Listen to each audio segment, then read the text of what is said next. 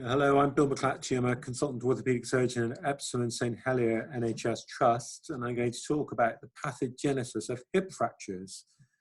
So we're going to talk about the causes and antecedents of hip fractures, which essentially is the same as cause for any osteoporotic fracture.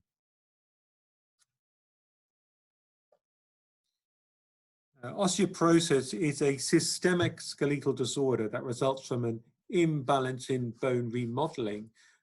Up to 10% of your body mass of bone is remodeled within a year. And as we grow older, the balance between osteoblastic and osteoclastic activity changes.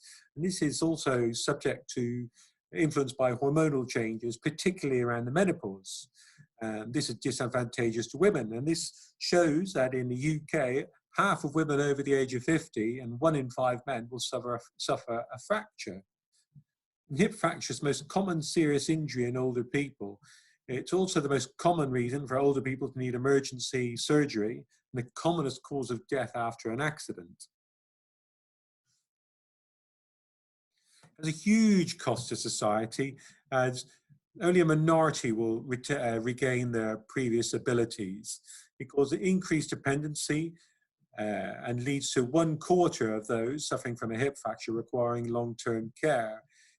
Hugely expensive, and the cost to health and social services is $1 billion per year in the United Kingdom. That's equivalent to about 1% of the entire NHS budget.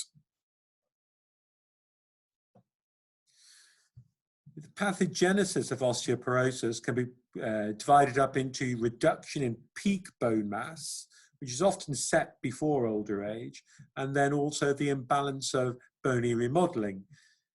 The reduction of peak bone mass can be genetic. There are many genetic contributors identified, not least the ones listed here, but the reality is there's many of them involved, over 20 identified, and they all play some role, and the individual role of any one of those factors is thought to be minor.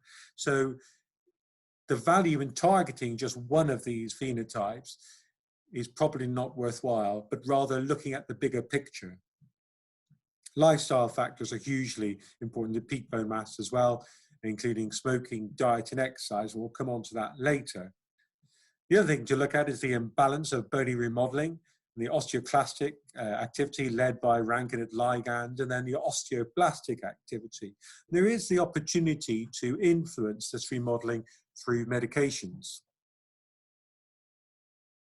Bone mass density is measured through DEXA scanning, as you know, dual energy X-ray absorptiometry. And it's measured at the spine and the hip and the forearm if needed, because sometimes there are hip injuries, implants, or spine injuries that prevent getting an accurate result. You can come out with 2 scores. The Z score is sex matched and age matched, but we tend to use the T score, which is comparison to a sex matched, healthy young adult. And you end up with a T score, which is going to determine whether you're osteopenic or osteoporotic. Anything between -1 and -2.5 standard deviations is osteopenic, and below 2.5 standard deviations is osteoporotic. And this is a good predictor of likelihood of sustaining a fracture. If you look at the red bars, you can see as your bone mass density decreases, the fracture rate increases. And that's fairly evident. Interestingly, the green bars represent the actual incidence of fractures and in a population, and they tend to occur in people in the osteopenic zone. So whether this represents this group of people are more mobile, more likely to fall, I don't know, but it seems that the osteopenic people are also at risk.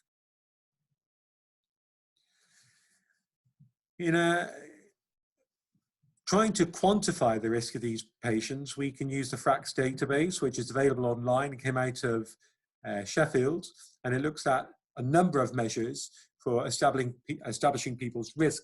Interestingly, you can include the DEXA scan result, but not absolutely necessary, as the other factors mentioned can give you a very accurate risk prediction. This includes country and ethnicity, age, gender, and then the clinical risk factors: a low body mass index or a previous fragility fracture, parental history, glucocorticoid treatment, smoking, alcohol intake, rheumatoid arthritis, and other secondary causes of osteoporosis.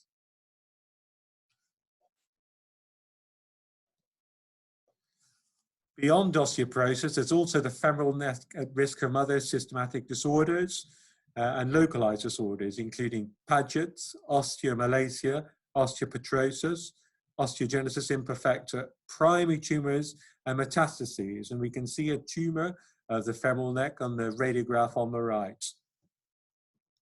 Don't forget about metabolic and hormonal disorders, particularly in younger people. Think about endurance athletes under stress fractures. These can progress to complete fractures. Always think about the endurance athlete with hip pain, especially women who are amenorrheic and may have a hormonal disturbance secondary to poor nutrition. Beyond looking at bone density and quantifying risk, we can look at intrinsic factors in the patient and environmental factors. Intrinsic factors include pre-existing balance or gait mobility problems, the medications they take, for example, sedatives, antihypertensives, which may predispose them to bouts of dizziness, alcohol in this respect also. Consider visual impairment and correction of this, and also consider impaired cognition and postural hypertension like before.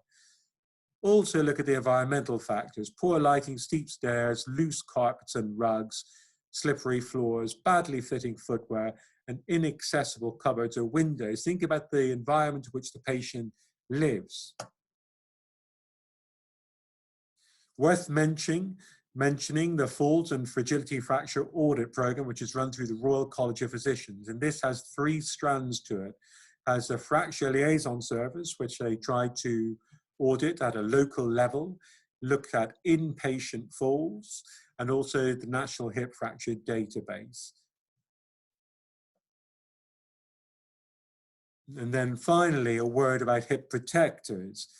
These have been around for years, but the uptake's poor. There has been a Cochrane review looking at them. It probably slightly reduces the fracture risk, those in residential care. It doesn't seem to make a difference in community wearers. People tend to find them cumbersome. There are hygiene issues, and the reality is they seem to end up in the wardrobe for some reason and never removed. So in summary, prevention requires a multifaceted approach to reduce the risks, looking at the patient's biology, but also their environment as well.